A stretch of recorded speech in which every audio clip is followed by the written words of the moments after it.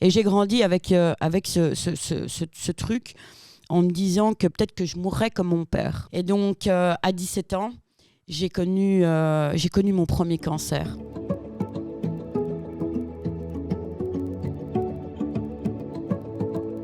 Hello tout le monde, j'espère que vous allez bien. Bienvenue dans Feminity, le premier podcast féminin sans tabou, made in Belgium évidemment. C'est la saison 2, voilà, premier épisode. Trop contente d'être avec vous. Déjà, on va vous remercier pour la première saison. On va déjà commencer par là. Qu'est-ce que t'en penses, Anouk ? Un grand merci. Et je t'avoue que, regarde, je mens pas. J'ai des frissons. Alors qu'ils savent que je crève de chaud tout le temps. Mais là, j'ai des frissons vraiment parce que j'étais hyper impatiente de lancer la saison 2. Mais regarde. Oui, il faut savoir que pour nous, cette saison 1 a été juste incroyable. On remercie toutes les personnes qui nous suivent, toutes les personnes qui like, qui partagent, qui s'abonnent. Ça nous donne une force incroyable. Et d'ailleurs, si vous ne l'avez pas encore fait, n'hésitez pas à vous abonner sur Insta, sur TikTok, sur YouTube, sur Spotify. On est partout, on adore. Donc c'est évidemment Feminity Podcast. Bon, on va commencer, vous le savez déjà, mais pour ceux qui nous rejoignent et qui ne nous connaissent pas encore, moi c'est Chloé. Et moi c'est Anouk. Et aujourd'hui, nous avons une invitée de marque, une invitée exceptionnelle que j'ai eu l'honneur de rencontrer il y a plusieurs mois déjà. J'ai pas d'autre mot que dire courage, battante, good vibe. Elle incarne vraiment toutes ces facettes-là et c'est les facettes de Feminity, ces valeurs-là aussi de sororité. Mais en même temps, on va aborder un sujet important. L'Octobre Rose, soit vous nous regardez quand on est en plein dedans, nous on est un peu avant ça, qui soutient évidemment la lutte contre le cancer du sein. Après, nous, on est sur le cancer en général. C'est un sujet qui va être riche, je pense, en émotions, mais riche en force aussi.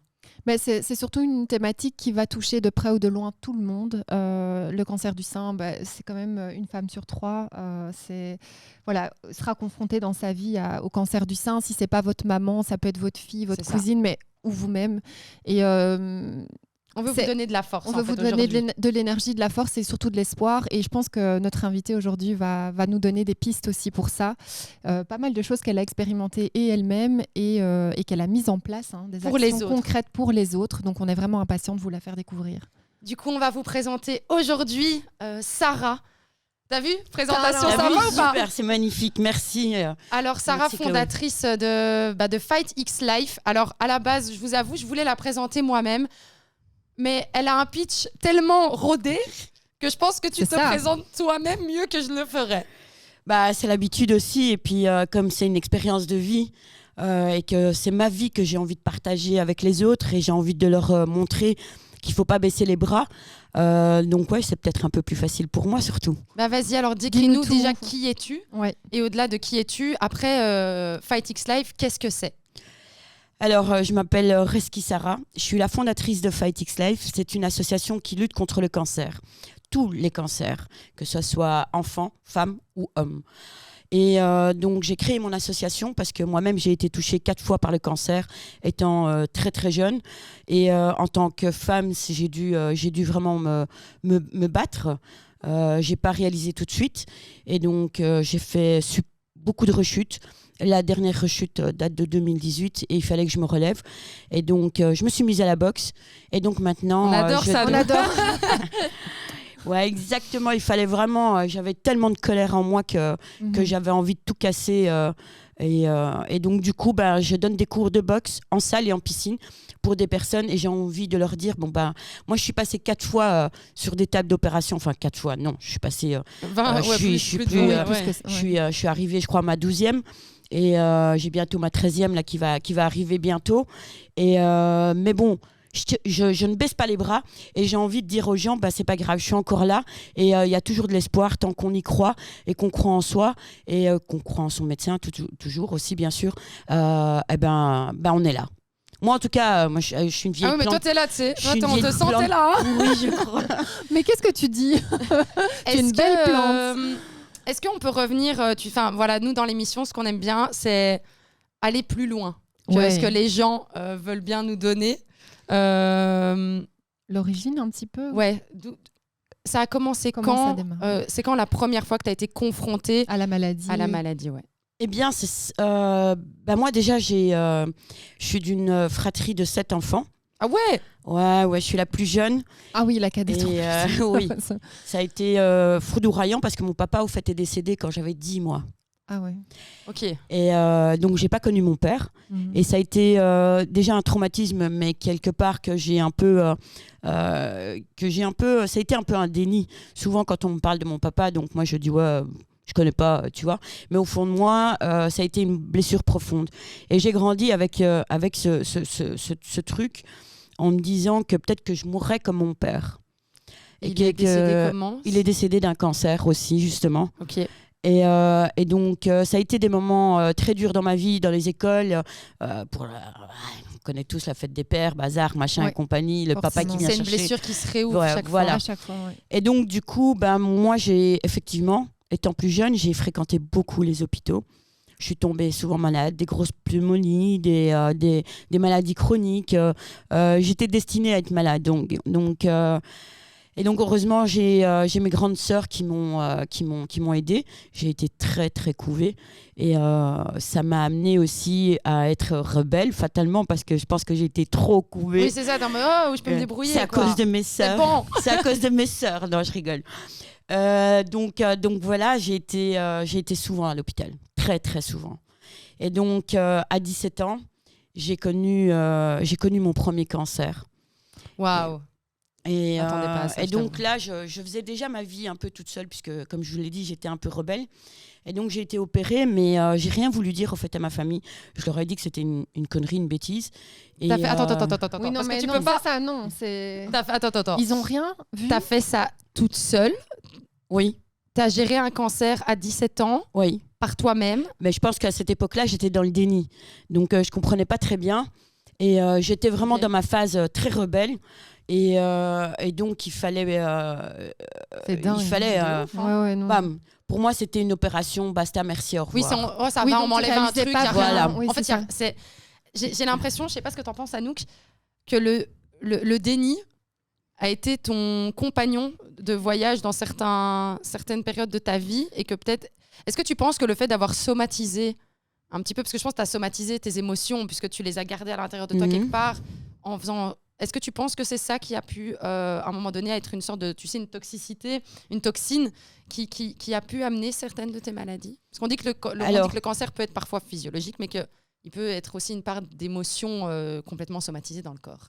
Alors, effectivement, donc moi, je suis suivie encore à l'heure actuelle par une psychologue. Okay.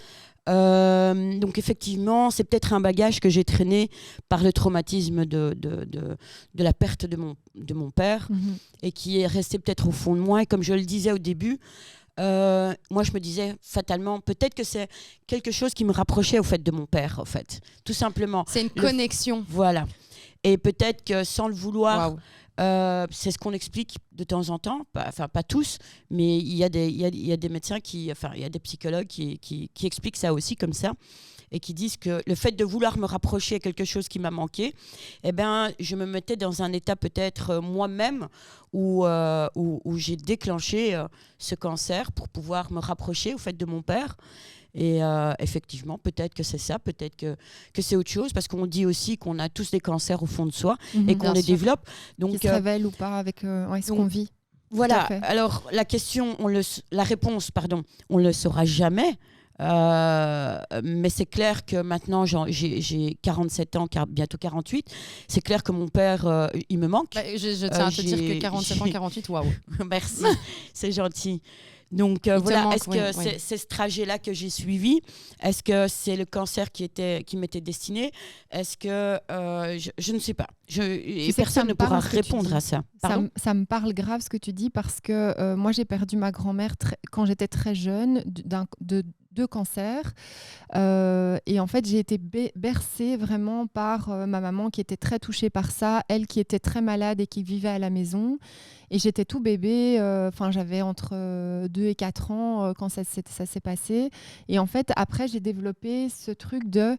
j'ai l'impression que j'avais intégré l'idée que moi aussi, j'allais passer par là, que j'allais être chopée par le cancer. En fait, j'ai attendu toute ma vie, à chaque grande décade, je me disais, ça y est, ça va être pour moi cette année, ça va être pour moi. Et en fait, ça n'arrivait pas, mais j'ai développé Vraiment, où je somatisais énormément et parfois j'avais même des douleurs physiques, notamment au niveau des ganglions, etc., où j'ai dû aller faire des tests. Mais tellement je somatisais le fait que, bah oui, forcément, c'était ma destinée aussi. J'ai l'impression qu'on parle beaucoup des causes directes, je vais dire. Ça peut être le tabagisme, ton alimentation, ce que tu consommes, voilà, comme cause des cancers. Mais il y a quand même, je suis certaine, tout cet aspect psychologique qui, de facto, va nous impacter et peut développer des cancers. J'en suis sûre. Quand tu parles c'est là à la base, moi, je pense que oui, ça peut vraiment... Il y a une consommation, il ne faut pas oublier, les gens oublient surtout, et parfois, il y a la consommation nourriture. Aussi. Mais la consommation spirituelle, la consommation d'informations est une consommation quand même. C'est la nourriture de l'âme, c'est la nourriture du cerveau. Donc, je veux dire, tout est relié. Je pense qu'on a souvent, dans les années précédentes, voulu dissocier un petit peu le corps de l'esprit, mais ils vont tellement ensemble que parfois, tu peux très bien avoir une alimentation saine, ne jamais avoir fumé, être sportive, tata, mais si ton âme, si ton cerveau est mal nourri par des fast-food d'informations, peut créer des maladies aussi. Et la preuve, c'est que je pense que du coup, toi, il y a eu ça. C'est fort probable. Ces émotions, quoi. C'est fort probable pour la simple et bonne raison que, comme je t'ai expliqué, déjà très très jeune, j'ai fréquenté beaucoup les hôpitaux. J'étais hospitalisée, on va dire, sur un an, j'étais hospitalisée pendant 4 fois, 5 fois. Pendant des longues périodes Pendant des petites périodes. Je faisais beaucoup de pneumonie, beaucoup de grosses bronchites, mais qui voilà, quoi. Et puis mon papa, c'était aussi un cancer du poumon qui a été généralisé, qui est monté au cerveau. Et ça a été très très vite. On parle des années 74 aussi. Oui, il n'y avait pas tout ce qu'il y a maintenant, voilà, évidemment. Exactement. Faut pas oublier. Donc voilà, je pense que c'est quelque chose qui, oui, au fond de moi, cachait cette parcelle aussi. Là, je me livre à vous. J'en parle rarement de ce côté-là, mais c'est important aussi de le dire et de le partager parce que effectivement, il y a peut-être ce côté-là aussi, un peu ce facteur qui joue. Ouais. Et puis, il y a la réalité aussi de la vie. Je pense que ce qu'on consomme, ce qu'on mange, ce qu'on boit et tout ça. Heureusement, moi, j'ai fait aussi beaucoup de sport dans ma vie étant très jeune. Donc, ça a pu me sauver à plusieurs moments de ma vie dans la maladie. Et puis, ce qu'on va découvrir plus tard et comment je vais l'expliquer, vous allez comprendre que le sport m'a sauvé. Sinon, je serais peut-être plus ici, à l'heure actuelle. Wow. Donc, c'est impactant voilà. ce que tu dis. Ben, oui, parce qu'on ne se rend pas compte de ce que le sport peut faire et la destruction d'une maladie et de ce côté excuse-moi parce qu'il y a des moments voilà c'est normal. Vas-y. Quand on est face au cancer, il y a tout de suite la mort qui arrive et ça c'est la première chose à laquelle tu penses. Cancer est égal à mort et ça je le vois bien aussi avec mes membres quand je parle avec eux, quand on a des échanges. Je fais pas de table de discussion parce qu'on n'est pas, je suis pas médecin, je suis pas psychologue, mais on a des petits échanges entre nous. Et la première chose qui arrive, c'est cancer est égal mort. Et dans mon cas, oui, on pense vraiment à ça et parce que c'est ce qu'on entend souvent en fait. Et surtout dans mon cas à moi qui était stade 4, métastase. Donc pour moi ça a été à un moment donné où je me suis dit waouh, t'as flirté avec la mort. Est-ce que je vais pouvoir m'en sortir? C'est ça. Donc, est-ce que tu as peur pour toi? Parce que moi, j'ai souvent eu ces questions. Et moi, j'ai parlé souvent avec des personnes qui sont passées à côté de ça. Enfin, tu sais, toi, tu le disais, ta maman, moi, par exemple, ta grand-mère, et ta maman aussi, d'ailleurs. Moi, ma maman, elle a eu le cancer quand j'avais 8 ans. Tu vois, elle a eu le cancer du sein, on parle des années 2000. Donc, évidemment, aussi, la manière dont c'est traité n'est plus du tout la même. Et elle, on lui avait donné 3 mois à vivre. Et bon, au final, Dieu merci. Elle était encore là. Mais ça a été très lourd et pour donner, parce qu'on va aussi parler aussi parce qu'il y a les gens qui ont le cancer et puis il y a l'entourage. Moi, par exemple, en tant qu'enfant, c'est moi qui ai dû m'occuper de ma mère, d'être son infirmière, sa masseuse, d'être sa mère et d'être ma propre mère. Et en même temps, elle a fait de son mieux. Elle a fait de son mieux. Et je pense que c'est important aussi parfois de parler de l'entourage parce que je pense que, comme je disais, tout le monde, et comme tu le disais, tout le monde est impacté par le cancer. Mais par exemple, ma mère, je pense qu'elle n'avait pas peur de mourir pour elle. Je pense qu'elle avait peur de mourir pour moi. Et j'ai souvent entendu ça, c'est qu'au final, toi, tu meurs. Tu vois ce que je veux dire? T'es plus là, t'es plus là. Tu laisses les... C'est les gens qui t'aiment. Tes proches. Toi, comment tu t'es senti quand tu arrives à ce moment-là et tu te dis, OK, il y a la mort en face de moi? Donc là, quand j'apprends en fait mon cancer métastasé, j'ai 38 ans. Okay. Entre-temps, heureusement que j'avais eu ma fille quand j'en avais 23. Donc là, elle a 15 ans. Elle a 15 ans. Et donc moi, j'apprends mon cancer au fait en 2 étapes. Et donc on m'apprend d'abord un cancer à l'utérus. Okay. Je me fais opérer le jour de mon anniversaire. Oh là là. Le bloc en ayant peur de mourir ce jour-là? Pas de mourir, mais en tout cas, on m'opère et je me dis que bon, bah, ça va aller. Mais là, on m'opère pour la première fois, mais on ne me dit pas que j'ai un cancer. On me dit que j'ai un fibrome et qu'on m'opère du fibrome et c'est fini. Donc, ce qui se passe, on est le 10 décembre en 2013. Et puis, je sors de l'hôpital. On me rappelle une semaine après et on me dit bah, vous avez un cancer. Là, mon monde s'écroule, au fait. Je pense à la mort et je me dis c'est fini pour moi. Mais je me dis quand même que j'ai encore une petite chance là. Et puis on me fait des examens. Une semaine après, on me rappelle. Donc c'est une période des fêtes. C'est une période voilà. Qui est censée être joyeuse. C'est joyeuse. Moi, c'était le carnage total. Et janvier, on m'annonce, je vais voir mon oncologue, enfin, je voyais même pas mon oncologue, c'était mon chirurgien. Okay. Et je pars avec ma sœur, mais qui est comme ma deuxième maman, ma grande sœur. Une de celles qui t'a couvée, j'imagine, à l'époque. Ouais. Okay. Qui m'a couvée. Qui est souvent présente dans ta vie. Ouais. Et donc, du coup, là, on m'apprend les métastases. Et là, c'est la deuxième claque. Et là, vraiment, je pense à la mort. Là, je me dis que c'est fini pour moi. Je pense à ma fille. Je pense à ce qu'elle va devenir et je pense à plus rien, je pense que vraiment à mon entourage. Et ça a été un moment très, très, très difficile pour moi. Je n'avais plus de réaction, en fait. J'étais vidée. Mm-hmm. J'étais vraiment vide. Et je me souviens, je suis rentrée chez moi, je ne voulais pas aller en famille. Et là, ma famille vient. Et je me souviens, ma fille, elle avait 15 ans à l'époque. Elle était dans le salon chez moi, puis elle me regarde et elle n'avait pas de mots, en fait. Elle ne savait plus comment réagir avec moi. Je pense qu'elle a eu tellement cette crainte et cette peur. Il y a juste une chose qui est sortie de sa bouche, elle m'a regardée, elle m'a dit « Maman, tu ne vas plus avoir de cheveux ». Et je lui ai dit « Ne t'inquiète pas ». Les enfants, ils sont... Voilà. Ouais. Et ça, c'est une phrase que j'ai gardée en tête.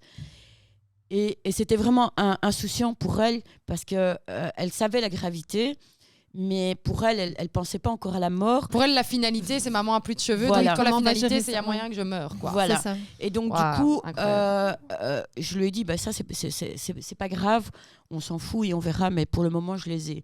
Et je voyais qu'elle était, elle savait pas, elle était perdue. Elle était vraiment perdue. Et donc, pour elle, ça a été vraiment une découverte petit à petit. Et il faut savoir que ma fille m'a accompagnée tous les jours parce que ça a suivi au fait 4 opérations toutes les 3 semaines parce que j'avais des opérations, donc on m'a retiré mon utérus, puis on m'a retiré, donc j'ai été opérée une première fois du fibrome, puis la deuxième fois on m'a opéré de l'utérus, on m'a retiré, puis on m'a opéré du poumon gauche, puis on m'a opéré du poumon parce droit. Que quoi, c'est monté? Oui, donc j'ai été métastasée sur les 2 poumons. Et donc. Et ça, c'est en combien de temps après on est en décembre 2013. Donc, je subis le 10 décembre, je subis le fibrome. Mais là, tu sais pas qu'il y a un problème au poumon à ce moment-là. Là, j'apprends rien encore. Donc là, tu sais pas que tu as le cancer. Non. Et quand tu as le cancer, c'est au mois de janvier, j'apprends que j'ai un cancer et que je suis métastasée aux 2 poumons. Donc là, on m'opère tout de suite. C'était important de retirer le plus rapidement possible l'utérus. Suite de ça, 3 semaines après, on m'opère d'un poumon. Bon, c'est pas une petite opération, c'est des grosses opérations. Donc, fatalement, oui, j'ai des grosses cicatrices sur le corps. Heureusement, j'ai une très, très bonne chirurgienne qui est minutieuse. Quoi. Ce sont des organes vitaux. Donc voilà, qui m'a opérée, qui m'a laissé juste une ligne, mais vraiment très, très fine. Parce que quand je vois certains avec leurs cicatrices, c'est des fois mon doigt. Ah oui, ma mère, je vais te dire honnêtement, ma mère, c'est un carnage. Ah bah tu vois. Ils l'ont fait et elle en souffre encore très fort aujourd'hui. Ah bah j'ai une dans bonne sa adresse féminité. pour elle. Mais tu vois, moi ils m'ont vraiment donc c'est plusieurs médecins qui se mettent autour de la table et ils ont fait ça mais comme des chefs. Mais vraiment ils ont pris soin de moi. Le bloc opératoire, à chaque fois qu'ils me voyaient, parce qu'ils m'ont vu 4 fois toutes les 3 semaines. Il faut savoir que c'est pas des petites opérations. Oui, c'est de l'anesthésie C'est générale de chaque fois. l'anesthésie générale. Ton La corps, il a quatrième, subi. Hein. ouais. La quatrième, je l'ai très très mal vécu là. Tu Mon m'étonnes. corps avait dit stop au niveau morphine, au Ah niveau oui, oui. tout ça. Et ma famille m'a vraiment tous les jours, ils étaient là. J'avais une chambre seule, moi je voyais toute ma famille, ma fille dormait avec moi aussi. Et moi, quand ma fille dormait avec moi, quand on était seuls le soir à 11h, les infirmiers ils étaient super sympas avec nous. Elle me filmait, j'étais occupée à boxer avec mon truc de morphine et tout ça. Il y a des vidéos déjà qui tournent que je partage. Je boxais ou alors je dansais avec, tu sais, la chanson « Tourne les serviettes ». C'est pas vrai. T'avais toute la famille. Et moi, avec ma morphine, j'arrivais à peine à bouger. J'étais là, tourne les serviettes. Moi qui me disais « Mais assis-toi, calme-toi ». Non, je suis là, je suis en vie. Laissez-moi tranquille. Tu vois, j'avais juste envie de montrer que j'allais bien et tout ça. Et donc, ça m'a vachement aidée. Ma famille comme ça qui s'est regroupée autour de moi, le corps médical qui était très proche de moi, ma fille qui m'a accompagnée vraiment, que ça soit à la maison, comme tu disais, qui prenait soin de moi. Ça va bien plus loin que tout. tu vois. Mais l'amour, je pense que c'est vraiment C'est de l'amour inconditionnel. Ouais. Et c'est le premier, peut-être, médicament, je dirais, ou en tout cas ce qui va t'aider c'est pour Tout à fait. qui a un effet thérapeutique immédiat. Je veux dire, ta fille te prend dans tes bras, je pense que en termes d'envie de te battre, voilà, ou d'énergie. Mais je voulais juste rebondir sur quelque chose parce que ça m'a parlé quand tu m'as dit, quand tu as dit, voilà, moi ma fille, elle m'a dit, tu vas perdre tes cheveux, maman, alors que toi tu voyais la mort. C'est une réaction qui peut peut-être sembler un peu décalée parce que toi tu vois la mort, mais les personnes qui sont face à la maladie, soit eux-mêmes, soit via quelqu'un, c'est compliqué d'aborder le sujet. Je vois les gens qui sont mal à l'aise. Ça crée un inconfort. On ne sait jamais quoi vraiment dire, quoi faire. Est-ce qu'il faut juste être dans l'écoute? Est-ce que parfois on dit quelque chose, c'est maladroit? Ouais. Qu'est-ce que tu conseillerais? Quelle est la bonne attitude à adopter finalement quand tu es face à quelqu'un qui est malade pour ne pas le mettre mal à l'aise? Peut-être qu'il n'a pas envie d'en parler, peut-être qu'il a besoin d'en parler. On ne sait jamais comment, tu sais, on est toujours abordé. Oui, tu as envie d'être là, tu vois, tu as envie de pouvoir être là et il faut le faire avec qualité, tact. Donc, Alors, au niveau de ma fille, elle était jeune. Donc, j'ai laissé les choses venir par elles-mêmes parce que je ne voulais pas la brusquer. Donc, et clairement, comme tu disais tout à l'heure, Chloé, on pense vraiment à la famille. Ouais. Moi, j'avais mes sœurs, par exemple, elles pleuraient jamais devant moi. C'est ça. Pourtant, elles m'ont couvée. Elles m'ont couvée, ma maman aussi. Je savais que derrière, elles étaient tristes, elles étaient malheureuses. Maintenant, quand on en parle aussi, maintenant, elles osent me le dire. Et au fait, pendant tout ce moment d'opération, tout le monde nous dit t'es une guerrière, ça va, t'en as passé une, t'as passé deux, et tout ça. C'est clair qu'à un moment donné, ça me faisait mal au cœur. J'avais envie qu'on comprenne que ce que j'étais occupée à subir, qu'on sache que je suis occupée à me battre et me dire que j'étais une guerrière, que j'étais forte, que j'allais de l'avant, bazar, machin et tout ça. Des fois, ça me démolissait à l'intérieur. J'avais juste une envie. Ça te met une pression, voilà. En fait, aussi. Exactement. Quelque part. Et d'ailleurs, j'ai rencontré une fois une fille via un ami qui m'a contactée. Sa sœur était dans le cas. Elle m'a téléphoné parce que je lui avais dit écoute, téléphone-moi si tu as un souci. Et elle me dit Sarah, je ne sais pas comment aborder ma sœur, comment faire ceci. Je lui dis écoute, la simple chose c'est que tu lui dises vraiment ce que tu as sur le cœur, que tu partages vraiment. Ne lui dis pas toujours qu'elle soit forte. Aide-la parce qu'elle va faire la fille forte devant toi. Mais derrière toi, elle va aller pleurer chez quelqu'un d'autre qui est un ami et tu ne dois pas mal le prendre. Et tu ne peux pas te dire elle a plus facile à parler avec quelqu'un d'autre, d'étranger, que soi-même. C'est parce qu'on n'a juste pas envie de blesser, de faire peur. moi, je me rappelle d'un moment à l'hôpital, j'avais été opérée du poumon. Moi, ma famille était tout le temps là. Et un matin, ma sœur me téléphone. C'était le lendemain de mon opération. Je suis en ligne avec elle. Et j'étais compressée. Et je parle avec elle. Puis d'un coup, j'étais... Et j'arrivais plus. Ma sœur, elle était en panique au bout du téléphone. Elle a raccroché, elle a débarqué dardard. Elle pensait que je faisais une crise cardiaque ou un truc comme ça. Et je sais que je lui ai fait peur. Et tu vois, toutes ces craintes, on n'a pas envie de les faire. Même à l'heure actuelle, quand je leur dis à mes sœurs que je suis malade, tu sais que ça crée un sentiment de voilà, c'est la panique. Hein. Ma maman aussi, ma maman vis-à-vis de moi, elle a une crainte tout le temps. Dès que je suis malade, c'est arrête, repose-toi, fais ceci, fais cela. Et donc, ouais, je sais que c'est compliqué pour eux, mais nous, on est obligés de montrer une face forte, solide, et des fois, on a envie T'aurais aimé pouvoir être vulnérable parfois, enfin te sentir juste, les gars, je suis tout le temps forte, mais là aujourd'hui, genre, je peux juste en fait être malade. Ouais, il y a des moments me sentir juste en fait là, je peux plus. Ouais, il y a des moments où tu as envie, mais tu sais, ça dépend de qui ça vient.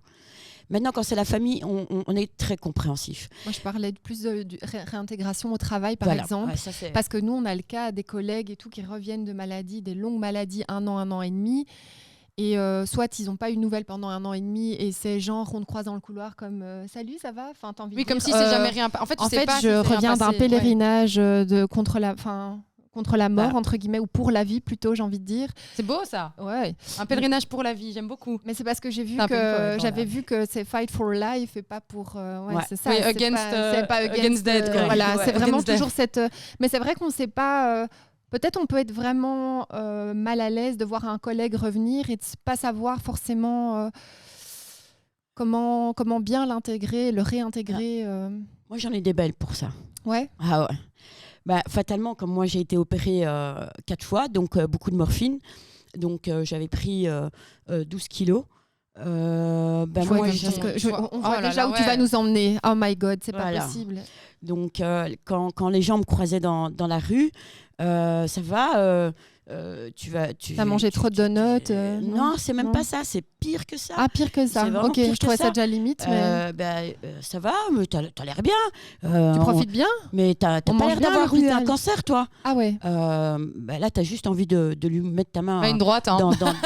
En plus, je voudrais pas prendre une droite d'une boxeuse. Hein, donc t'as juste envie de frapper parce que tu te dis, on cherche pas de la pitié.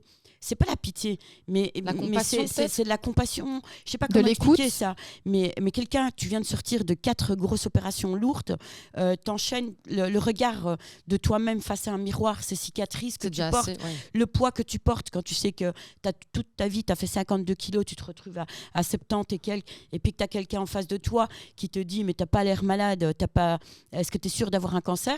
Tu as juste envie de lui mettre ta main dans sa gueule, vulgairement dit, je suis désolée. Non, mais bien sûr. C'est vraiment, c'est vraiment un truc, tu vois, où même maintenant, quand on me voit comme ça, on me dit mais t'as l'air bien en fait, tout va bien, mais on ne sait pas ce qu'il y a derrière. Là, on va parler tout à l'heure aussi de l'après-cancer parce que t'es souvent délaissé, je trouve, après un cancer. Ça va très vite en fait. Donc tu quittes l'hôpital, après tes opérations, bazar machin, tu as un suivi psychologique parce que tu as droit. Donc moi, au fait, une fois que je suis sortie, par exemple, de cette phase d'opération, de tout ça, j'avais tellement entendu « t'es une guerrière, t'es forte, t'es ceci, t'es cela ». En fait, moi-même, je n'avais plus d'émotion. Je ne savais plus, en fait, ce qui m'était arrivé, si j'avais rêvé, si c'était grave ou si ce n'était pas grave. J'étais vraiment dans un truc où je me dis, attends, c'est grave ça ? Ou en fait, c'est moi qui ai mis un niveau de gravité en fait. Voilà, tu vois, je ne savais plus doser au fait ça. J'avais vraiment plus d'émotion. Comme un soldat qui part à la guerre et qui se rend pas compte qu'en fait la guerre est en train de tuer des civils, de réduire des villages en cendres. En fait, le soldat est devenu combattante, mais tu sais peut-être même plus automatique. Tu sais même plus de quoi. Oui, c'est spécial hein, comme sentiment. Mais je pense qu'effectivement, il y a peut-être une partie de nouveau de déni à ce moment-là aussi. Ou... Je sais pas si c'est le déni, mais c'est vraiment le fait d'entendre tout ce qui est à l'extérieur qui reflète vers moi. et puis tu es vraiment lâché, en fait. Donc, tu sors de tes opérations, bazar, machin. Ouais. On sait que tu as un suivi tous les 3 mois, mais il n'y a rien. Donc là, j'ai fait appel à un psychologue où j'ai dû le suivre. Et puis, j'ai tout plaqué, au fait, dans ma vie à ce moment-là. J'ai vraiment mis un stop. J'avais une relation de 12 ans, par exemple. J'ai mis un stop. J'ai quitté. J'ai pris mon appartement. J'avais besoin de m'isoler. Et là, j'ai sombré dans une dépression pendant 3 ans. Parce que là, à l'époque, je ne faisais pas encore de la boxe. Ouais. Mais j'avais déjà quand même mon caractère assez fort. Oui, ça, on n'a pas trop de doute là-dessus. Oui, Ça, on pense pas que ce soit. Ça, on pense que c'est natif. Hein. Ça, je crois que ça vient. C'est le natif. j'ai toujours été comme ça. Donc voilà, mais heureusement, en fait, maintenant, si j'avais pas eu ce caractère-là, est-ce que j'aurais pu avoir cet acheminement? C'est ça.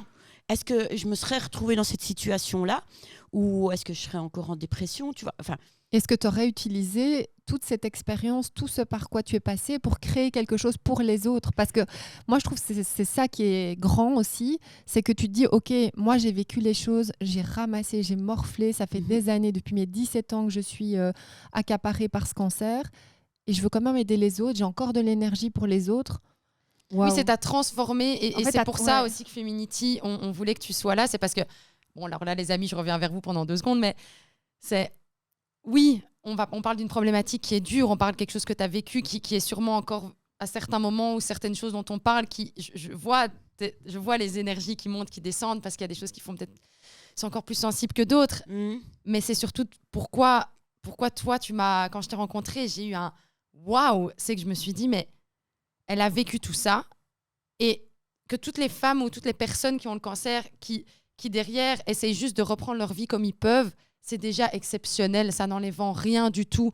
En fait, il n'y a aucune différence, mais c'est juste que tu t'es dit, OK, moi j'ai eu tout ça, ben ça je vais l'utiliser et je vais en faire une sorte de mission de vie pour aider l'autre. Et honnêtement, on aime ça dans Feminity aussi, c'est d'aborder en fait des sujets qui soient lourds, mais de les amener dans cette positivité, de se dire, on est là, on est ensemble, on va se battre. Et c'est de toi, cette solitude que tu disais justement, tu t'es séparée quand même de 12 ans de relation, ça a dû être quand même... C'est pas évident, parce que il y a un passé que tu fais vraiment... Tu clôtures un chapitre, et en plus de ça, de là, tu pars dans une dépression. Et en fait, c'est un peu, moi je dirais, tu renais de tes cendres en fait. Ouais, c'est un parcours assez difficile, qui est long, parce que quand tu apprends tout ça, là, ça a été vraiment... Donc là, on est quand même à mon 3e cancer. Hein. Donc attends, juste pour recontextualiser, tu as 17 ans, premier cancer. Avant ça, pneumonie, hôpital. Donc en fait, tu es une habituée des hôpitaux. Ouais. En fait, limite pour toi, la maladie, elle a toujours fait partie de ta vie. Exact. Il y avait 17 38 ans. Il y a 38 ans. Il se passe quoi entre les deux? Fatalement, moi, fatalement, non. J'ai eu un 2e cancer. Là, donc, on m'opère à nouveau. J'ai 28 ans. Donc là, j'ai eu ma fille à 23 ans. Ouais. Donc j'ai 28 ans, mais j'ai envie de recommencer ma vie. J'ai envie d'avoir encore des enfants. J'ai envie de tout ça. Et donc là, on décide de ne pas me retirer l'utérus parce que pour me donner encore la chance d'avoir des enfants et parce que je suis jeune. Ah, donc c'est au même endroit? Ouais, c'est toujours à l'utérus. Donc tu as au final... J'ai une récidive. C'est des récidives sur récidives. Et donc, du coup, fatalement, oui, je suis tombée enceinte, mais j'ai perdu beaucoup. Ah oui, donc en plus, tu as les traumas de... Ouais. Donc voilà, oui, j'ai beaucoup... donc voilà, mais bon, j'ai ma fille, je suis heureuse de l'avoir. Elle m'a donné en plus 2 beaux enfants magnifiques. C'est génial. Je suis grand-mère et ça, c'est le plus beau cadeau de la vie aussi. J'ai ma famille maintenant, je peux dire que j'ai ma famille. Et ça, c'est important aussi, même dans ma reconstruction et pour elle aussi, pour que ses enfants connaissent aussi sa grand-mère aussi. Donc voilà. Mais pour en revenir donc, à 28 ans, on m'opère et je continue mon chemin. 38 ans, là, c'est une catastrophe parce que c'est métastasé. Je tombe en dépression. Et donc, quand je dis que je me coupe du monde, c'est parce que j'ai tellement peur au fait de mourir, il faut savoir qu'il n'y a pas grand-chose qui est mis en place pour quand les métastases. Il y a beaucoup de groupes de parole, par exemple pour les cancers du sein, pour d'autres cancers, mais pour les personnes qui sont métastasées, et surtout que moi j'ai un cancer qui est très rare, qui s'appelle le lémiosarcome, il n'y a rien. Il n'y a pas. Donc, on m'a casé dans une table ronde et les gens... Tu te sentais seule. Voilà. Ouais. Et dès que, en plus, tu dis que tu as été métastasé, les gens tout de suite, c'est waouh, et t'es encore là. Donc, c'est ça, bravo, t'as envie. Félicitations. C'est vraiment ça. Donc, et toi, tu vois, t'es vraiment perdu dans cette émotion à ne plus savoir si c'est grave ou si c'est pas grave parce que t'es encore là, au fait. Oui, c'est ça. Oui, normalement, la table ronde, c'est moi aussi. Et là, tu étais seule, en fait. Voilà, ouais. Tu vois. Et là, je suis vraiment en décalage. Je suis un peu perdue. Et c'est ça qui m'a fait perdre un peu dans le pied, au fait, pendant 3 ans, et qui m'a mis en dépression. Donc, il fallait que je voulais reprendre ma vie. Plus avoir de personnes autour de moi qui me disent quoi que ce soit. J'avais peur de mourir, j'avais peur de ceci. Et donc, je voulais profiter de la vie. Mais seulement, je n'ai pas profité de la vie comme il le fallait. Je me suis isolée un peu de tout, de mes amis, pas de ma famille. Je me suis peut-être mis un peu en écart avec ma famille malgré qu'ils me protégeaient. Ils étaient toujours là, mais ils respectaient mon choix et ma décision. Ce qui est très important aussi. Ma fille a beaucoup essayé de m'aider. Elle venait souvent à la maison, m'apporter à manger, venir me voir, toutes des choses comme ça. Même quand elle voyait que j'étais pas bien, tu vois, elle me sonnait, elle l'entendait, elle me dit écoute, je débarque, tu vois. Et donc voilà, mes sœurs pareil, ma maman pareil. Donc voilà. Tu dis je me coupe du monde, mais est-ce que c'est pas plutôt je me mets en priorité? Parce que quand tu dis j'avais besoin de reprendre un peu le pouvoir, etc. En fait, finalement, tu as fait le bilan, quoi. On dit souvent que les gens qui sont en dépression, c'est des personnes qui sont hyper sains d'esprit parce qu'en fait, ils reprennent du recul par rapport à leur vie, ils se rendent compte du décalage de ce qu'ils avaient envie, de ce que les gens, la famille, les amis veulent pour toi, de ce que toi, tu veux vraiment.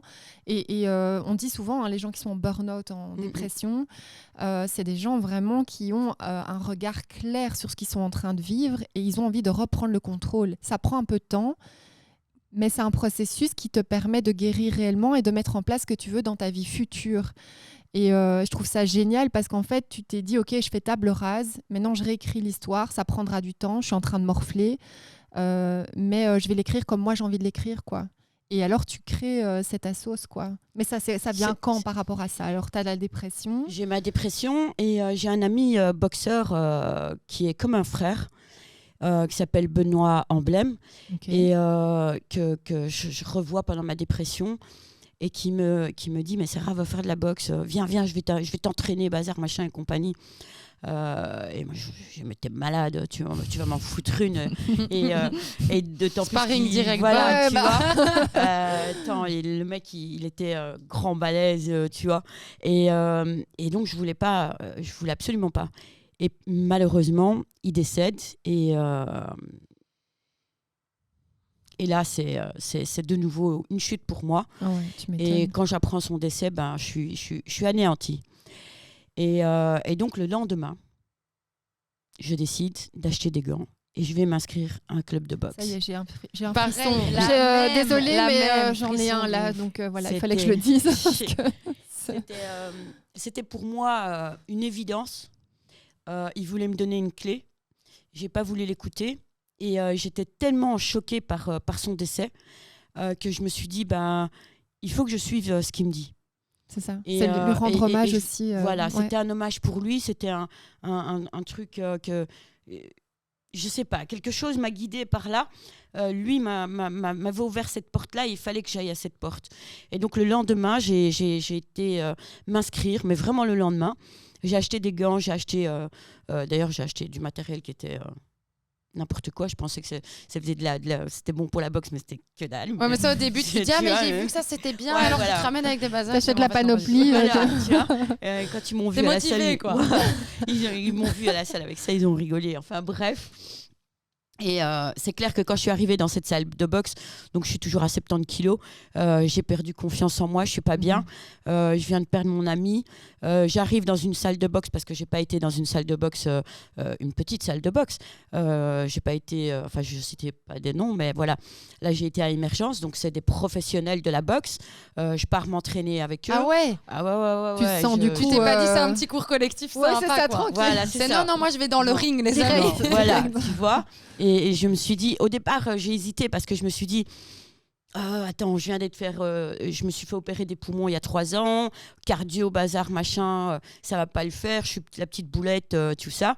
Et puis je me dis, allez, Avec tout on ce y que va. j'ai vécu là, si je peux pas réussir un cours de boxe. Voilà, exactement. Et au début, je rasais un peu les murs. J'étais la fille, tu vois, qui me portait toujours les trucs larges, Faut bazar, pas qu'on et te qui se voit, met- ouais, si on me voit tu vois. pas. Et je comprenais même pas C'est qu'est-ce quand qu'il tu as a dit, libéré la là, vraie tu Sarah, vois. celle qu'on voit là, Tu vois. Eh ben, la combattante qu'on entend aujourd'hui. ça m'a pris 5 mois. Ah ouais, quand même. 5 mois, Mhm, j'ai perdu du poids, j'ai repris confiance. mhm. C'est fou comme image qu'on a de soi, un Vraiment, j'ai repris le dessus au bout de 5 mois. Et d'ailleurs, on en discutait il y a pas longtemps. Il y a 2 jours, on a reçu une remise de prix d'espoir, justement. Ah. Oui, du j'ai vu sur meilleur les réseaux espoir. sociaux. Et donc, je discutais avec Émergence, le directeur d'Émergence, Jamel, et qui est un ancien boxeur aussi. Il me dit, oui, effectivement, toi, au début, tu rasais les murs, mais après, on n'entendait plus que toi, quoi. Tu vois. En fait, c'est la vraie Sarah Tu vois. qui est revenue à elle-même. Ouais, Elle voilà. a fait bon, salut, je suis là et je suis bien là. Mais je crois que ce qui est important aussi, c'est la donner temps, parce que c'est vrai que on sait que ça va prendre du temps dans chacun des processus par lesquels tu es passé, que ce soit les maladies à opération, réintégration dans la vie de famille, de travail, de femme, Ouais. voilà, c'est chaque fois différents aspects en plus, donc et chaque aspect va pas à la même vitesse. Non. Et la patience, ça doit être très compliqué à gérer parce que voilà, et là, par exemple, maintenant, tu reprends le sport. On sait très bien que c'est pas demain qu'on va se sentir confiant. Non.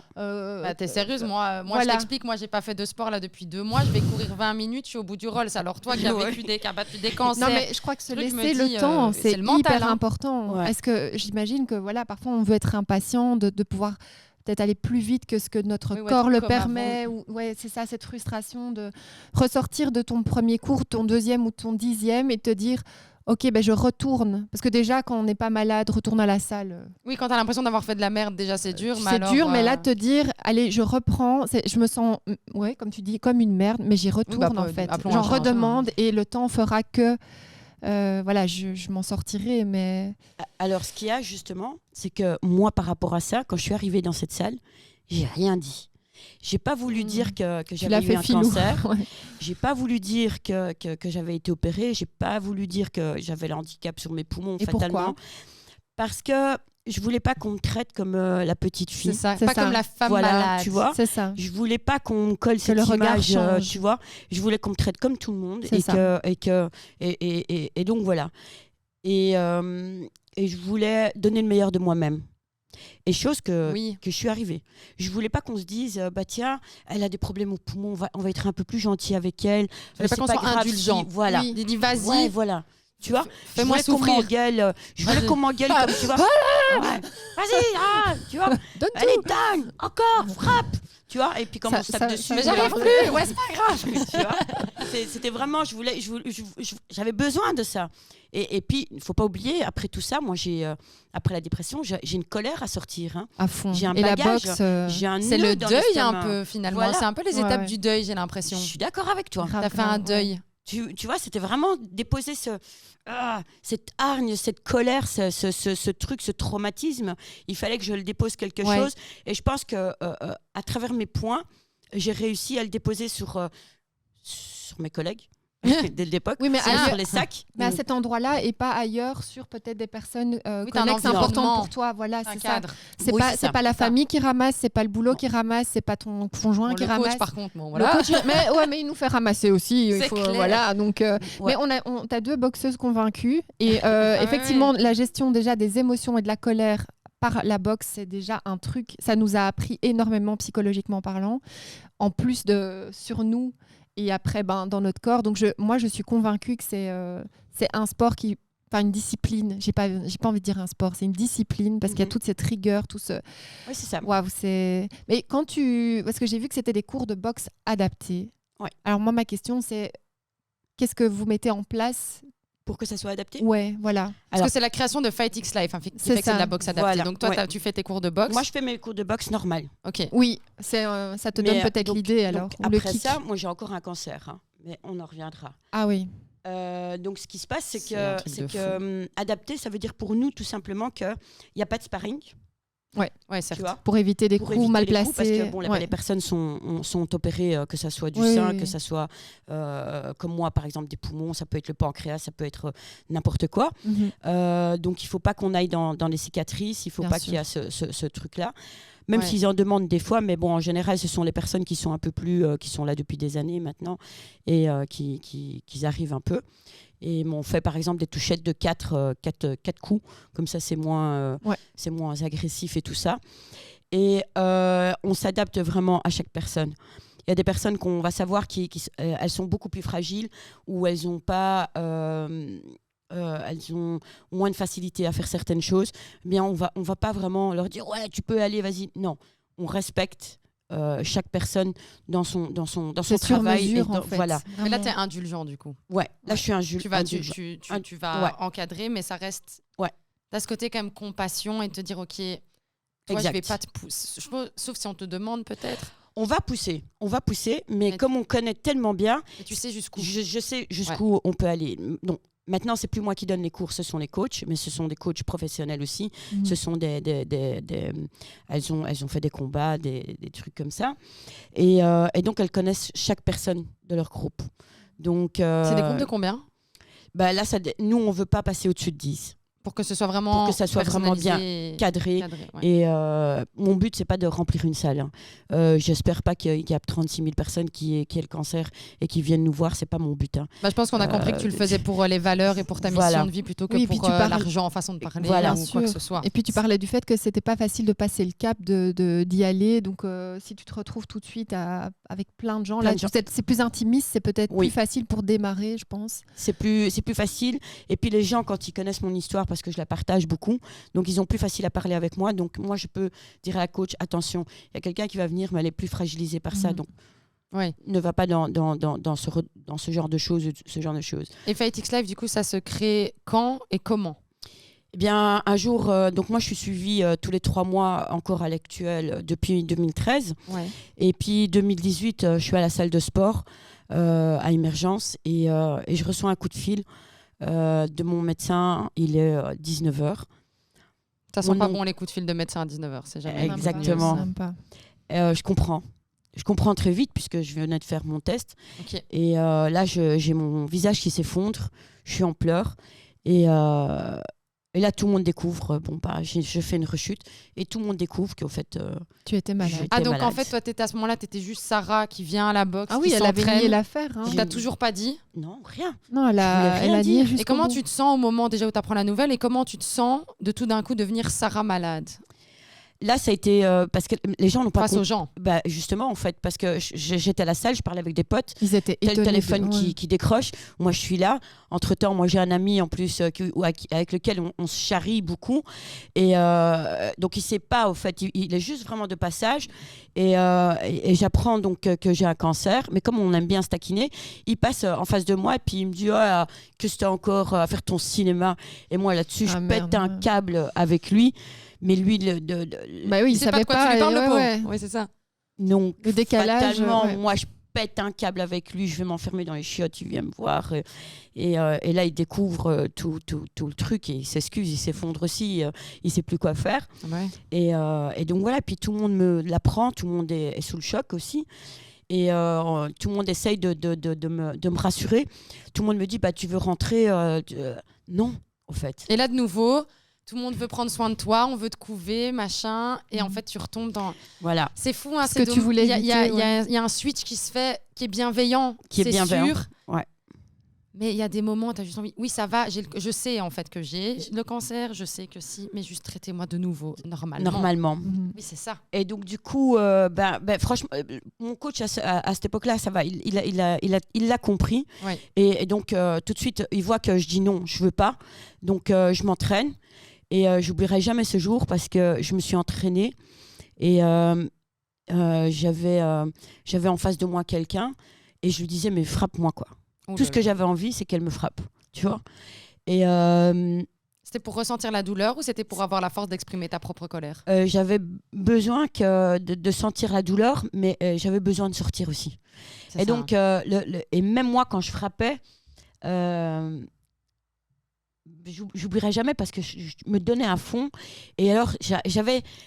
Quand je me donnais à fond, j'avais, tu vois, un espèce d'apaisement où je pleurais. Excuse-moi, c'est des moments forts dans ma vie qui ressortent. Merci de nous les partager, sache-le. Merci beaucoup. Vraiment. Il n'y a pas de quoi. Donc, c'était des moments vraiment très forts dans ma vie où je pleurais parce que ça me faisait du bien, en fait. Ça me faisait du bien. C'est le meilleur remède pour libérer. De sortir de Oh, c'est bien, t'as prévu les mouchoirs. Oui, on l'avait pas. En mode merde, tu as pas de mouchoirs. Non, t'inquiète. Et donc voilà, ouais, c'était le fait d'extérioriser et de pleurer, ça m'a vachement aidé. Donc là, on est là et il faut que je me fasse opérer 15 jours, même pas, une semaine après. Et donc pendant une semaine, je vais à la salle et je décharge toute ma colère. Tout, mais vraiment tout. Et donc j'arrive sereine à l'hôpital. D'ailleurs, ma fille, de nouveau, elle m'accompagne. C'est vraiment, on était au mois de novembre, là, en 2018. Et ma fille me dit, maman, je vais avec toi. Je dis non, tu as les examens et tout ça. Elle me dit, rien à cirer, je vais avec toi, je reste avec toi. Et effectivement, elle est restée du début jusqu'à la fin. Elle m'a aidée, ta fille, c'est un peu ton pilier. Comme je l'ai fait avec ma maman et je le fais encore. Avec ta maman, comme vous avez été avec votre maman, elle a été là, mais vraiment, elle n'a pas voulu partir. Je lui dis, mais non, tu as les examens, tu as ceci, tu as cela. Et elle me dit, rien à cirer. À ce moment-là, c'est... Ouais, mais c'est sûr. Je veux être là, je vais rester là avec toi. Et donc voilà, elle m'a pas lâchée d'une semaine, et même après, quand je suis sortie. Elle était présente malgré tout, tu vois. Là, je vais pas te mentir, ça me touche beaucoup ce que tu dis là. Moi-même, je suis à deux doigts de. Mais ouais, mais c'est dur. On se rend pas compte, mais c'est dur pour les enfants et je le sais. Et je pense que ça a été dur pour toi aussi, je pense, d'en parler quand même avec ta maman. Maintenant, c'est moi qui l'interroge. Parce que je suis curieuse aussi, tu vois. Écoute, déjà, moi, comment t'expliquer, moi, ma mère, elle a eu 40 opérations. Elle a eu 40 opérations anesthésie générale. Moi, ça depuis que j'ai 8 ans. Donc moi, j'ai malheureusement... C'est que maintenant que j'apprends à avoir une maman. C'est moi qui étais la maman et elle pouvait pas faire mieux, tu sais. Donc, oula, c'est touchant pour moi, là, d'un coup. Mais c'était dur. C'était très, très dur. Ça nous a rapprochés comme toi et ta fille. C'est pour ça que ça me donne beaucoup du baume au cœur. Mais je sais ce que ça fait de devoir être là et d'avoir peur que ta maman, elle soit plus là, qu'elle meure. Et moi, il faut savoir, j'ai créé en fait un instinct maternel avec ma mère. Ma mère tombait beaucoup dans les escaliers parce que ma mère avait des boîtes de médicaments, 2 boîtes comme ça remplies parce que les médecins te donnent beaucoup de médicaments. Et moi, si tu veux, on habitait à 2 et en fait, elle tombait dans les escaliers plus ou moins tous les 6 mois à cause des médicaments. Et en fait, moi, c'est moi qui la retrouvais en bas des escaliers où elle allait à l'hôpital, elle se refaisait opérer, il fallait de nouveau la soigner, faire l'infirmière un peu, tu vois. Et en fait, ce qui a été très difficile, c'est que j'ai encore ça avec ma mère maintenant, c'est que je n'arrive pas à lâcher. C'est-à-dire, ma mère, je m'inquiète tout le temps. Quand je la dépose chez elle à la maison, je regarde qu'elle monte, je regarde qu'elle monte son escalier, qu'elle monte en haut, qu'elle allume la lumière. Et je crois qu'elle ne le savait pas, mais elle m'a dit, je sais que tu fais ça. Et elle me fait, arrête d'avoir peur. Et j'ai dit, je peux pas. Et j'ai créé un truc quand on habitait ensemble, c'est que dès qu'elle se levait, tu sais, comme une maman avec son bébé, c'est que dès qu'il va se lever, ou il va bouger 1 millimètre, tu le sens dans tu te réveilles. Ouais. Moi, j'avais ça avec ma mère, alors qu'on était à l'opposé de la maison. Je veux dire, moi, dès qu'elle faisait un pas, comme ça, pour aller aux toilettes bêtement la nuit, je me réveillais et je criais maman. Et ça a été... ça a été des traumas pour moi aussi, que je règle encore maintenant chez mon psy. Mais c'est une bonne démarche, il faut en parler. Hein, mais mais ça a créé une relation fusionnelle que ma mère n'a qu'avec moi. Et elle m'a dit, tu m'as sauvé la vie. Tu as été mon cadeau de Dieu. Et je pense que ce que tu as avec ta fille, c'est... Exact. Mais là, justement, des fois aussi, faut faire attention parce que tu tombes dans le piège où, comme tu dis, tu deviens la maman et que c'est plus le rôle. Moi, j'ai ça aussi avec ma fille. Hein. Et je suis obligée de la rappeler à l'ordre, lui dire hop, je suis ta mère. C'est moi ta mère. Et je sais qu'elle a été très inquiète aussi. Et je voyais cette peur que je ne lui dise pas tout aussi. Pour la protéger. Tu vois. Or que très vite, même encore à l'heure actuelle, quand je vais chez un médecin, parce que ça m'arrive très souvent, tout de suite, dès qu'elle le sait, elle m'appelle. Alors, qu'est-ce qu'il t'a dit, et quoi, ça va faire quoi? On se calme, Tu deviens oppressant, mais sans le vouloir. Voilà, tu vois. Ouais. Et je pense pas inverser les rôles non plus, je crois. Ouais, c'est important. Moi, j'ai dû prendre de la distance personnellement parce que ma maman avait vécu une grosse dépression. Forcément, il y a plein de choses qui se passent. Hein. Et il y a des choses aussi qui concernent sa vie de femme, sa vie de couple. Moi, je suis pas dans sa vie de couple à ce moment-là. Et je peux pas commencer à régler les choses entre mon père et ma mère, leur vécu. Je n'étais pas là. Moi-même, je suis adulte aujourd'hui. Je sais ô combien c'est difficile d'être parent. Je suis moi-même une petite fille. Je sais que c'est difficile d'être en couple. Je sais qu'il y a des problématiques que tu n'as pas envie que ton enfant s'en mêle. Donc, on essaye de les protéger un maximum. Et puis, ça nous regarde. Donc, c'est vrai qu'il y a un moment où j'étais... peut-être mon papa n'a pas toujours eu la place. Il ne savait pas où se mettre là-dedans. Donc, il m'a beaucoup délégué. J'ai pris beaucoup, comme vous, comme Chloé plutôt, j'ai pris beaucoup sur moi. Mais ça m'impactait tellement dans ma vie de jeune femme à un moment donné que j'avais l'impression, moi, de subir en même temps. J'arrivais plus à avoir le recul suffisant. Je voyais plus clair. J'étais perdue. Et quand j'allais dans la maison psychiatrique, j'avais l'impression vraiment de l'abandonner. C'est des visions horribles, quoi. Elle avait des régressions infantiles. Elle avait subi des narcoses, des choses très dures. Et elle me disait, me laisse pas, quoi. Si tu me laisses, je meurs. Je n'oublierai jamais que tu pars là, tu m'abandonnes, quoi. C'est tout des fous ici. Moi, je suis pas folle. Et je dis, maman, tu dois être aidée. Et en fait, effectivement, c'est toutes des choses très difficiles qu'on vit dans nos vies.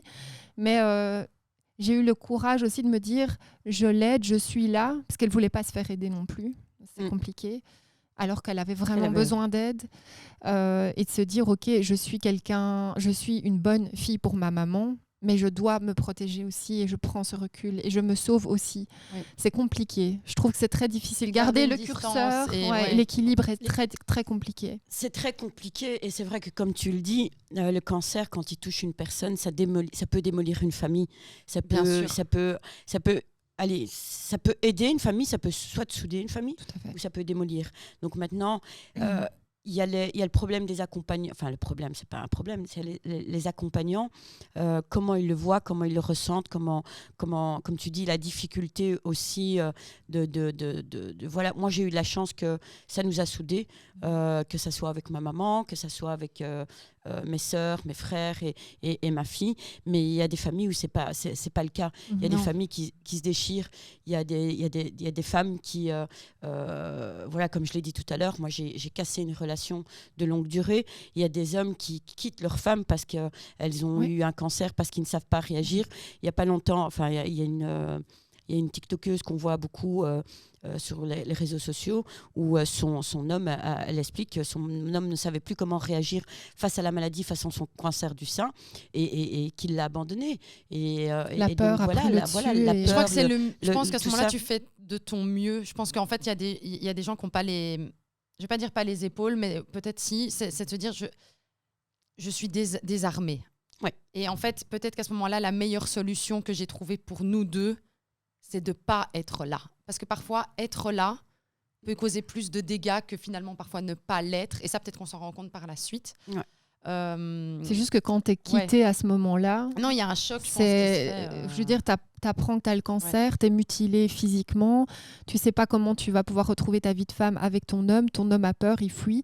Alors effectivement, tu peux peut-être comprendre que voilà, c'est son choix, il se sent pas avoir les épaules comme tu dis, mais c'est une douleur supplémentaire de dire oui, un abandon, c'est un abandon. je me retrouve là tu as pris le choix, tu as fait le choix. Moi c'est mon Oui, mais toi, t'es certaines partie, subissent mais ça le aurait choix été- de leur conjoint de dire moi j'ai peur Ouais. ou je me sens pas voilà et ça les regarde effectivement mais c'est ça, je pense, qui est parfois, compliqué, quoi. Mais on va pas se mentir, on va tout doucement arriver à la fin de ce podcast. peut-être les actualités, c'est important Voilà, aussi. ça va être important. C'est donc Fight X Life, c'est ton association que tu as créée. C'est Tu sur bombardes, Bruxelles, hein. hein, c'est ça? Tu C'est Bruxelles. bombardes. Hein. On est sur Bruxelles et on Ouais. est bientôt sur toute la Belgique. Hein. Ouhou, Ouais, ça on c'est, aime ça. On Alors, s'étend. on en a parlé en début de podcast. Octobre Rose arrive. Il y a un gala qui Ouais. se déroule le 13 octobre. Tout à fait. On peut évidemment, gala de charité, acheter des places et on va le faire. En tout cas, nous, on va soutenir la cause. On espère On sera que là. vous aussi. On vous mettra de toute façon le lien dans la description YouTube. Ne vous inquiétez pas, nous sommes au taquet. Puis Sarah, elle chôme pas, donc c'est-à-dire que Octobre Rose, c'est tout un mois C'est- et il y a c'est toute plein de l'année choses aussi qui chez toi. Voilà, oui, c'est On ça. va- Mais il y a plein de choses que tu fais, plein d'événements, Voilà. plein d'activités, plein Donc, de. est-ce qu'on peut, du coup, donc il y a Octobre Rose, en tout cas, il y a le gala. Mhm. Est-ce que tu peux en quelques mots nous dire le gala? Et puis, on va parler de la Smile Box. Et puis des ambassadeurs aussi, parce que c'est important pour Sarah aussi de parler de ça. Comme ça, on a fait un peu le topo. tour. Donc, en bref, voilà, je suis perdue. Répète. Le gala. s'il te plaît. Le gala.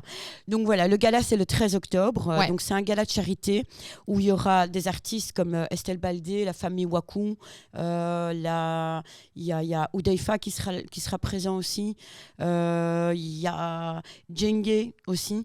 On aura nos partenaires comme La Roche-Posay qui sera présent. On aura les médecins avec lesquels on travaille puisque maintenant on est rattaché avec certains hôpitaux. On travaille, comme on va en parler tout à l'heure, de la Smile Box avec l'UDERF, que ce soit la Fondation Hamdi, que ce soit la Fondation à Liège et tout ça. Donc voilà, on va passer une soirée où on va montrer qu'est-ce que fait Fight X Live concrètement. Oui. Vous allez pouvoir discuter aussi avec nos sponsors. Oui, il y a un parti networking, j'ai Il vu y a aussi. ouais, exactement, il y a un networking. Et puis on va s'amuser aussi parce que le but, c'est la joie aussi. C'est la joie aussi. Et puis il y aura des témoignages. Des témoignages, du rire, des pleurs. Et j'espère que je vais la me vie, pleurer quoi. comme aujourd'hui parce que là, pour un dimanche, me faire pleurer comme ça, les filles. Non, mais ça évacue, on évacue les émotions. Non, on aura des larmes de joie aussi, je pense. Donc à ce moment-là. oui, je pense aussi. Et puis on va aller à la rencontre aussi de ces enfants par rapport à la Smile Box. Ce gala va soutenir justement la Smile Box qu'on est occupé qu'on va distribuer. Oui, vous faites justement des distributions d'une Smile Box donc, dans les différents hôpitaux pour les enfants. Est-ce que juste tu peux nous décrire... Donc la Smile Box, c'est pour soutenir les enfants qui sont à l'hôpital atteints du cancer, pour les soutenir dans leur chemin de chimiothérapie, Exact. entre autres. Il y a une petite vidéo que vous avez faite très sympa Sur l'Instagram, sur l'Instagram de Fight X Life et sur si YouTube. vous voulez checker ça. Exact. Et donc il y a quoi dedans? Alors moi, il y a une maman ça m'a heurtée et qui m'avait dit, quand je lui ai demandé comment ça se passe pour les soins de son fils, et d'ailleurs elle m'a donné des photos parce qu'elle n'utilisait pas les bons produits, mais j'ose pas les mettre parce que c'est tellement hard. Elle a utilisé des produits courants de tous les jours et le petit, il a attrapé des cloques et il a attrapé des trucs. Donc je vais pas montrer ça sur les réseaux sociaux, mais voilà. Donc Qu'est-ce qu'il faut, quoi, l'importance surtout de ces produits-là. Ouais. Et elle m'expliquait que c'est important, mais dans ses règles de priorité à elle au niveau des soins de l'enfant, ce que je vais proposer là était bien en dessous. Donc les soins pour la peau. Donc ce qu'on a fait, donc quand j'ai entendu ça, ça m'a tellement fait mal au cœur que je me suis dit je peux pas laisser des familles comme ça faire des choix entre ça et ça. Et donc j'ai rencontré La Roche-Posay dans un couloir d'un hôpital et donc du coup je lui ai demandé s'il voulait pas être partenaire en créant notre Smile Box. Tout de suite, ils ont accepté. Et donc, on a mis dans la Smile Box, on a mis la Cicaplast ici, la base. qui est pour les cicatrices. Ouais. Parce qu'il faut savoir qu'un enfant, il fait souvent des ponctions. Il y a le porte-à-4 qui s'infecte et des trucs comme ça. Et donc, cette crème est vraiment très importante. Super. On a le baume aussi. qui est pour la douche, parce que c'est important pour pas que la peau s'assèche. Ils Parfois sont avec les obligés. Et rayonnements, donc il y a etc. vraiment le aussi. baume aussi, parce que 3 à 4 fois par jour, ils doivent vraiment hydrater leur peau pendant la chimio, parce Tout à qu'il fait. y a des allergies, ça sèche vraiment. Et ça, c'est des trucs qu'ils ont vraiment besoin. Donc on est sponsorisé par eux. Ensuite, nous, on a mis la petite casquette Elle est trop mignonne, moi j'aime trop. de la Smilebox. On aimerait bien créer un petit truc pour les filles, mais bon, on manque de moyens. Moi, je trouve qu'elle est très girly. Bah, elle est Non, unisexe, c'est hein. vrai. Ouais, elle est très girly. Moi, Bah je l'aime oui. beaucoup. Oh, elle est top alors. Ah non, franchement. Donc on la Elle est garde. pour tout le monde. Elle est Donc, pour tout le monde. donc Elle est voilà. incroyable. On a mis ça. Et puis on a notre sponsor qui nous met un petit t-shirt Asia Sport ici. Très sympa. Tu vois.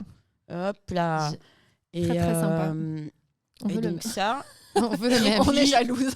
Ah, ça, celui-là, il est trop mignon. Oui, c'est les petits, on a vu ça. Voilà, et puis il y a le moyen de communication, parce qu'on sait que c'est très difficile de communiquer pendant cette période-là, parce qu'on en a discuté tout à l'heure, des fois les réactions, envie, on n'a pas envie. Ah, c'est ton mood. Tu peux Ah choisir ouais, le mood, c'est ouais. sûr. Mais c'est comme les Voilà. tu C'est vois, les les petites peluches, là, ouais. pieuvres. Donc là, il n'est Bah, pas ouais. content, tu vois. Aujourd'hui, non. Non, Pas envie. aujourd'hui, Ne me parle vous pas, allez me lâcher dégage. les baskets Ouais, et vous n'allez pas me faire vos soins, d'accord et puis il y a le petit côté qui est comme ceci. Et là, il est content. Il est Ah, open, parfois, c'est donc, plus ouais. facile même ouais. de parler comme ça. Tu vois, J'adore. alors c'est bien pour les parents, c'est bien pour les éducateurs, c'est bien pour les psychologues quand ils vont aller voir l'enfant, parce qu'ils peuvent créer des jeux et des trucs comme ça. Donc on a fait notre première distribution à l'UDERF, et je t'assure que les enfants, ils connaissent très bien les crèmes, l'importance, ça ils le connaissent, et ça a Ça a été été. le kiff Ou pour en eux. plus, il a l'air tout doux. Il est trop Ouais, chou.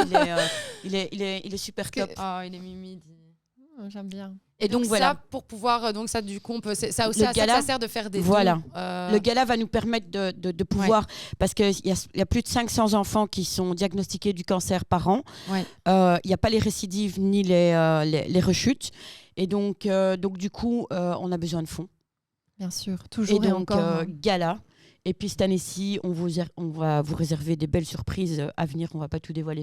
On n'en doute aujourd'hui. pas. Restez connectés. Du coup, Oui. branchez-vous. Allez vous abonner Sur au compte, Instagram, Facebook, Instagram, ouais. et vous allez découvrir plein de bonnes choses de tout ce qu'on va faire. Et donc, ça va être distribué sur toute la Belgique. Donc là, on est rattaché déjà à l'UDERF, ici l'hôpital des enfants, Ah oui, à c'est Liège aussi, sur Liège. On est en discussion sur Anvers. On est en discussion pour Saint-Luc, et puis les autres vont suivre. Il y a 6 hôpitaux au compteur. pédiatrique. Ah, ok, Au au compteur. compteur. Et donc voilà. Et la petite peluche, elle est en vente aussi. Et elle est à 20 € et ça nous permet De soutenir l'association et de pouvoir le faire la de boxe. quoi. pouvoir Tout à fait. remettre une Des petites peluche box. ici. Oh, Exact. Donc, c'est adorable. donc voilà. Donc ça, c'est les raisons de notre gala. Et mais donc du coup on va clôturer juste avec et puis malheureusement ça va déjà devoir être la fin du podcast. Donc il y a juste encore voilà si on veut devenir ambassadeur. Ouais. Comment est-ce que ça se passe? Alors, j'ai mon ambassadrice qui est ici. On est toute une équipe de... Oui, en fait j'ai envie de vous dire vous pouvez venir, mais c'est vrai que vous pouvez prendre la chaise et venir si vous voulez. Donc j'ai une équipe d'ambassadrices qui est à mes côtés, parce que fatalement, c'est quand même un boulot, travail. l'association, parce qu'on donne des cours de boxe en salle, on donne des cours de boxe en piscine, et on est rattaché à des hôpitaux où on vous êtes distribue la présent boxe, et- où on va commencer à faire des Ouais. activités Il y et a tout du ça. taf. Ouais. Donc il y a du boulot, et puis on veut qu'il y ait des femmes ou des hommes qui portent un peu le projet avec nous, qui soient notre étendard, que ça soit dans la vente des peluches, que ça soit dans l'accompagnement dans les hôpitaux, à faire la boîte. Donc tout simplement, il faut nous contacter via les réseaux sociaux. Il y a mon numéro de téléphone sur notre site. Il y a tout ce qu'il faut. Ils peuvent passer par vous aussi. Bien Bien sûr. évidemment, on va Mais, transférer bien les sûr, données. bien Donc tu m'as proposé quand même d'être ambassadrice. Mais moi non avec plaisir. Ah, Et je bah pense voilà, qu'on a oui. accueilli aussi une invitée Soon. dans la Ouais. saison Soon. 1. Soon Fit. Tout à fait. C'est une fille qui, Donc, oui, qui est aussi une nous soutient. ambassadrice. Voilà, Ah exactement. oui, moi je lui ai dit ça il y a un mois, donc oui, Voilà. avec plaisir. Donc voilà, C'est c'est le des fait causes importantes. c'est le fait de partager sur les réseaux, le fait de faire connaître le projet, nous aider pour la Smilebox et tout ça, et les ventes aussi pour le gala, parce que ce gala c'est important pour nous. Et Donc le 13 octobre, on le rappelle. Donc voilà. Et donc si vous désirez être ambassadrice, vous pouvez me contacter. Et puis voilà. Et puis là, on est occupé justement à faire une charte pour voir nos ambassadeurs. On leur propose des tas de choses. Et eux, ils vont pouvoir choisir. Moi, je fais ça. Moi, je peux faire ça. Moi, je peux ceci. Et puis comme ça, tout le monde est heureux. Et comme ça, tout le monde peut nous aider. Je pense que honnêtement, ce podcast aurait pu durer 3 jours. Oui, je pense tellement il y a des choses qu'on avait envie d'aborder. Je tiens à te remercier. Ouais, Vraiment. merci. Au-delà, merci d'être là. C'est merci de t'être ouverte à nous à ce point, d'avoir amené ce podcast à une énergie très haute, mais une énergie qui a fluctué pendant tout le podcast. Ça nous a fait, là c'est vrai que je parle en moi parce que je sais que tu auras ton petit mot aussi après. Ça me fait vraiment un grand plaisir que tu sois venue. Je suis heureuse que tu fasses partie. On est heureuse que tu fasses partie du premier podcast de la saison 2. Anouk, est-ce que tu as encore un petit mot ? Oui, comme toi, évidemment, un grand merci. Je pense que moi, j'étais touchée quand Chloé m'a parlé de cette thématique-là. Je crois vraiment qu'il faut donner cette touche d'espoir. Moi, j'adore ton témoignage. Ça m'a donné des frissons pendant... plus que l'heure et demie, à mon avis, qu'on est occupé. C'est pas la personne qui s'occupe de faire le cadrage me dira ça juste après. Mais ça fait plus d'1 heure et demie. Non, à mon avis, c'est un peu plus d'1 heure, mais en même temps, c'est quand on est... Ouais, on était... En fait, moi, comme toi, j'ai senti plein d'énergies différentes, plein d'émotions différentes. Tu nous as vraiment fait voyager d'une certaine manière. Merci pour ton authenticité, parce que c'est vrai que c'est des sujets compliqués et on n'ose pas toujours peut-être s'ouvrir, en parler. Et je suis certaine que ça touchera beaucoup de gens derrière la caméra. J'espère aussi qu'on vous verra lors des galas et peut-être en tant que bénévole aussi. Mais merci pour nous aussi, parce qu'en fait, peut-être demain, c'est nous. Voilà. En fait, ça nous concerne tous, quoi qu'il arrive. Et je trouve ça génial ce que tu fais, vraiment. Donc, merci pour ta générosité aussi. C'est moi qui vous remercie surtout de m'avoir accueilli, de faire connaître notre projet surtout aussi, et de pouvoir parler librement. C'est clair que vous m'avez fait des désolée, mais ça c'est le talent. Ça c'est le talent. Je peux pas te dire autrement. Tu vois. Mais c'est vrai que je me suis un peu plus livrée au niveau de mes propres sentiments et au niveau de l'échange qu'on a eu entre ma fille et moi-même et tout ça. D'ailleurs, je vais le faire écouter, je vais voir, c'est un peu sa réaction, son retour et tout ça. Et donc voilà, mais je pense que c'est important, les relations, comme vous avez dit, les accompagnants et tout ça. En tout cas, 1000 merci de m'avoir reçu. Avec plaisir. Et c'est super gentil et je suis heureuse de vous accueillir en tant que ambassadrice. De toute façon, on sera là au gala déjà. C'est super gentil. Bon les amis, voilà, c'est déjà la fin de ce premier épisode de la saison 2. N'hésitez pas à déjà aller suivre Fight X Life. On mettra toutes les informations dans la description sur YouTube. Évidemment, vous aurez tous les réels et tout ça sur les réseaux sociaux, Instagram, TikTok. Grand merci. N'hésitez pas à venir liker, vous abonner, à nous dire aussi quand est-ce que vous écoutez le podcast, si vous avez des envies spécifiques. Merci de prendre le temps aussi de nous écouter, parce qu'on sait que le temps, c'est bien la seule chose qu'on ne récupère jamais. Et donc, ça veut dire que vous nous donnez une des choses qui sont les plus précieuses de votre vie.